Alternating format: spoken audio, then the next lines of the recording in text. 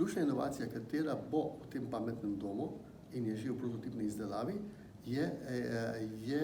imenujemo jo uradno Lift for Life, ki pomeni prijemalna naprava po slovensko, s katero nepokretne ljudi ali pa manj pokretne ljudi lahko s prijemalo primemo in jo postavimo ali za jedilno mizo ali na toalet ali pa v banjo ali kakorkoli. To se pravi, ni potrebno več neko vrečo, katera je zdaj trenutno še v uporabi po celem svetu, bo popolnoma nadomestila ta naprava.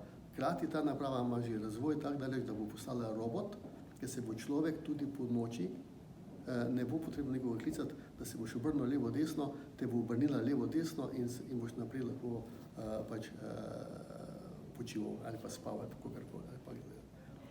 Zagotovo bo to pripomoglo tudi k izboljšanju kakovosti življenja skrbnikov. Tako. To je ključna zadeva, zakaj pravim, ker če poslušamo razne te probleme po domovih za ostarele, po bolnišnicah in to, ker ne zmorejo tiste negovalke, enostavno ne zmorejo, ker je nemogoče vse ljudi pravočasno obrniti, zato uporabljajo pljučničke in tako naprej. V tem primeru tega ne bo potrebno. Zato tudi pljučnice se odpovejo lahko, ker bo človek lahko na enostaven način prišel iz postelje na WC.